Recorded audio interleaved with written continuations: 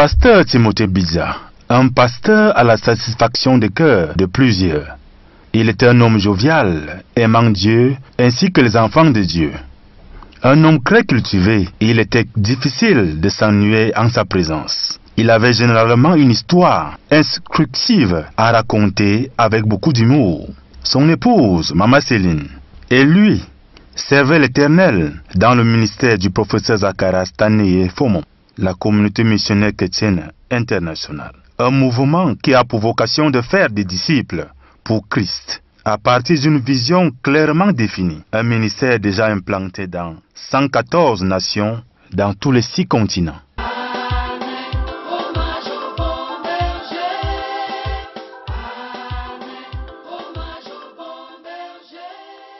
Papa Timothée Biza né à Ekomba, à Akonolinga, dans le Nyon et Fumu. Il est le 4e enfant des 8 mis au monde par ses parents. Papa Timothée nous quitte le 16 novembre 2020 après une courte maladie, laissant derrière lui une histoire et les œuvres d'un vainqueur. Pour mieux connaître Papa Tim, comme plusieurs l'appelaient très affectueusement, nous allons l'écouter lui-même et nous irons également à la rencontre de certaines personnes qui l'ont connu. Le pasteur Timothée Biza avait perdu son père un peu plus tôt dans sa jeunesse. En le quittant, leur laissera un héritage, pas comme tous les autres. Ok, c'est toujours un plaisir de dire comment est-ce qu'on est arrivé à la vie, puisque le Seigneur Jésus est la vie. Je voudrais rapidement rappeler que je suis Timothée Biza, fils de pasteur presbytérien. Donc, durant mon enfance, on m'a inculqué certaines valeurs, mais très religieuses.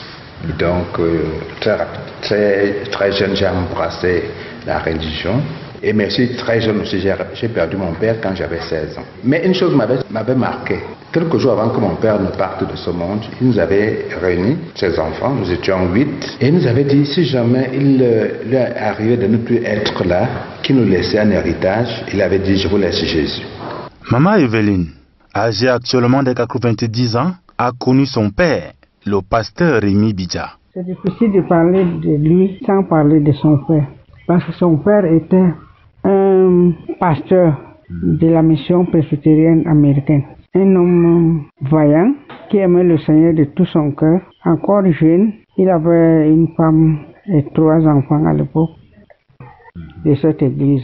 Après la mort de son père, le jeune Timothée alla continuer ses études à Douala, où il obtient finalement son baccalauréat D en 1975. Mais ne bénéficiant plus de l'influence spirituelle de son père, il va plonger dans le péché. Mais heureusement pour lui, quelques années plus tard, il fera la rencontre du Sauveur Jésus. Bien, après cela, j'ai fréquenté au lycée technique à Douala. Donc j'ai eu ma puberté. Quand ma puberté était en Douala, ça fait que mon père n'étant plus là, qui nous avait un peu fait grandir dans une rigueur, disons, pastorale. Bon, je me suis retrouvé un peu plus libre. Je me suis dit, tiens, ben, je suis libre de moi-même. Et malheureusement, je me suis plongé dans la vie, et, comme un bon jeune homme qui était simplement religieux. Et il a fallu un certain nombre d'années pour que, franchement, j'écoute l'évangile clairement. Bien, c'est ainsi que j'avais 26 ans. Quand j'avais été invité par une jeune dame à une étude biblique, je suis y arrivé. La première chose qui m'a étonné, c'est que j'avais vu des gens qui étaient aussi à cette étude-là, qui étaient venus à cette étude, qui chantaient avec beaucoup de vie. Et j'ai réalisé qu'ils avaient quelque chose que moi, je n'avais pas. Après que l'étude publique soit passée, mais je me suis dit, mais tiens, mais il faut bien que je puisse adhérer à ce groupe, puisque je me rends compte que moi, ils ont quelque chose que moi je n'ai. Mais je suis rentré chez moi ce jour-là. Mais j'ai passé une nuit pas facile. J'avais des tiraillements dans tout mon être. Et le lendemain, je suis revenu voir la jeune dame qui m'avait invité. Et j'ai rencontré aussi sa grande sœur qui m'a dit, ah mais tiens, que je connaissais depuis, mais sans savoir exactement ce qu'elle était devenue. Ouais. Elle me demande, Timothée, est-ce que tu as donné ta vie à Jésus? Et pour la première fois, cette question a réellement retenti dans ma tête comme jamais auparavant. Et je lui ai dit, j'ai décidé depuis hier soir de donner ma vie à Jésus, mais j'ai malheureusement passé une très mauvaise nuit. Elle me dit, non, c'est certainement que tu n'as pas fait la bonne chose. Et pendant que je on était encore dans un préliminaire. Je vois un jeune garçon qui s'amène et elle me dit, ah mais tiens, mais voilà quelqu'un qui est bien placé pour mieux te parler. Ce jeune garçon, c'était Feu Emmanuel Bahia. Oui. Et que j'avais vu la veille en train de traduire le prédicateur qui parle en anglais. Vous voulez parler du professeur Formon? Je parle du professeur Formon, Zacharias Formon, Daniel Formon. Et, ok. Alors, la dame la grande sœur de la fille en question, qui n'est rien d'autre que deviendra plus tard Madame Gado Etiennette, on me dit, ok, voilà un jeune homme un monsieur qui veut donner sa vie à Jésus, bon, mais il ne sait pas comment faire. Emmanuel Bahia partira de là pour me présenter l'évangile et me dira que non, Jésus est là, il veut absolument, si tu es prêt. Le bruit qu'on faisait un peu dehors a fait que le père le chef de maison, maître de maison, quoi. Là où la fille habitait, donc c'est son père est venu dire, il est venu, il s'est approché, il dit non, écoutez, allez un peu loin là avec votre histoire de Jésus là. On s'est un peu éloigné pour ne pas le déranger. Et sous un manguier, je me rappelle bien, je donnerai ma vie à Jésus. Et pour la première fois, je sentirai la paix de l'âme. C'est comme si on avait déchargé des lourds fardeaux. Et c'est ce jour-là que je comprendrai cette parole que le Seigneur Jésus dit, venez à moi, vous tous qui êtes chargés et fatigués, et je vous donnerai du repos. C'est donc comme ça, à tout hasard, que j'avais donné ma vie au Seigneur Jésus. Le jeune Timothée entre dans son héritage en 1980. À la suite de cela, Emmanuel Bahia va me raccompagner chez moi et on mettra toutes les choses tout au point, parce que je lui ouvrais mon cœur pour lui dire dans quelle saleté je me trouvais et il m'avait donné tous les bons conseils. Et c'est là qu'a commencé donc ma marche avec le Seigneur Jésus. Et je me réjouissais donc que presque 10 ans après le départ de mon père, je pouvais donc comprendre pourquoi il nous avait donné, nous avait laissé comme héritage, non pas une église, mais il nous avait dit Jésus. Et c'est ce jour que je faisais vraiment l'expérience de Jésus. Gloire à Dieu. Venez au Sauveur qui vous aime. Venez, il a brisé vos fers. Il veut vous recevoir lui-même. Ses bras vous sont ouverts. Oh, quel beau jour, Sauveur fidèle, quand nous appuyons sur ton bras, dans la demeure paternelle, nous porterons. Il reçoit sans tarder son baptême. Maman Evelyne.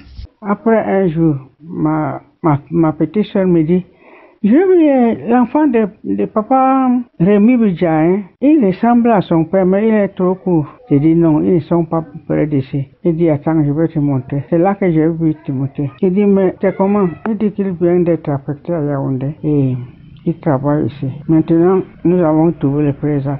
Son ministère nous a captivés. Et c'était que chacun disait, maman Elisabeth s'est fait baptiser. Il était content du baptême, mais surtout parce qu'il était baptisé le même jour que Timothée. Il est venu dire, moi je ne travaillais encore à l'hôpital, j'étais de garde, je n'ai pas assisté à leur baptême. Mais il m'a dit que je me suis baptisé avec Timothée. Our brother is testifying what it means to receive Christ.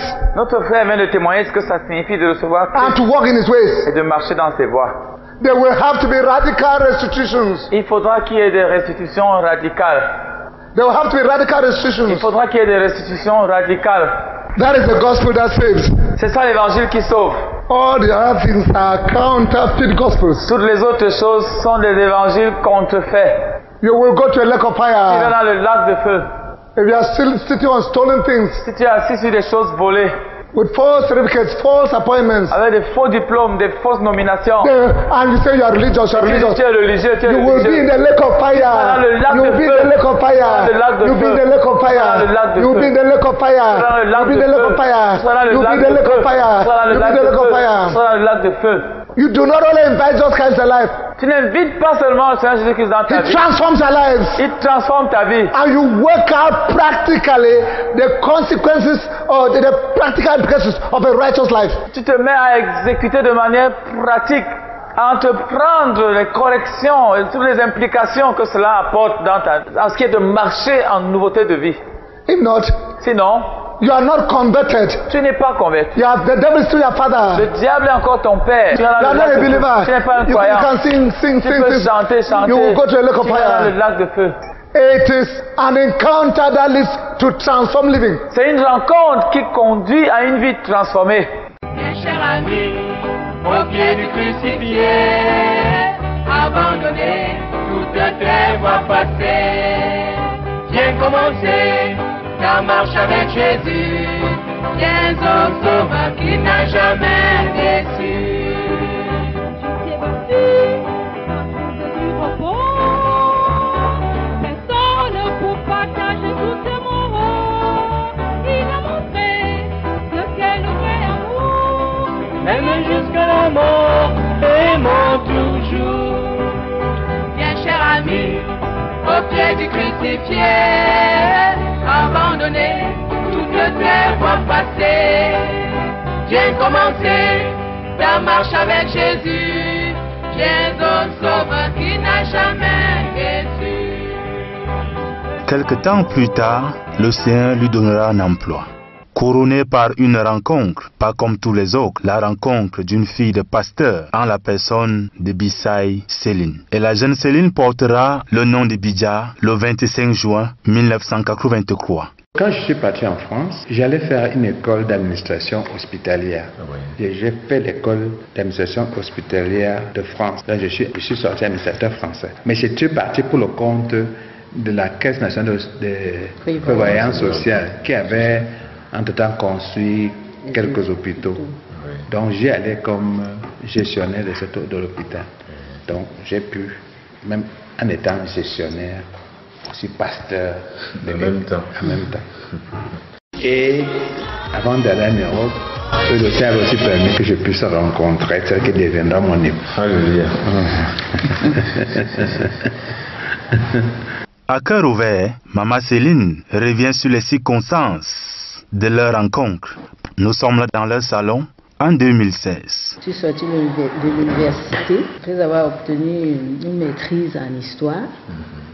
Et tout de suite, j'ai déposé mon dossier pour être recrutée comme enseignante.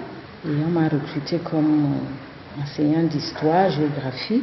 Et je fus donc affectée au lycée de Bala à l'âge de 24 ans. Je remercie le Seigneur parce que bien qu'étant jeune et avec des élèves qui étaient mes aînés, le Seigneur m'a... Vous enseignez vos aînés alors? J'avais des élèves de 25, 26 ans, alors que j'avais 24 ans.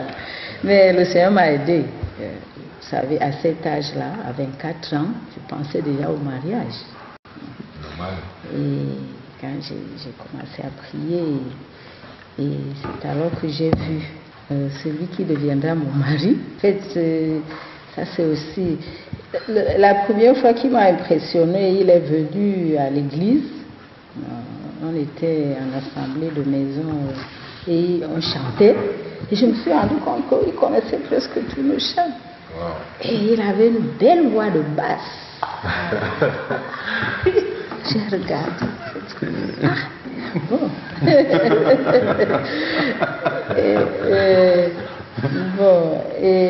Bon, déjà à l'époque, je venais de Bala pour suivre les enseignements du professeur Zakaria Tanye Fondu tous les mardis et même souvent les week-ends.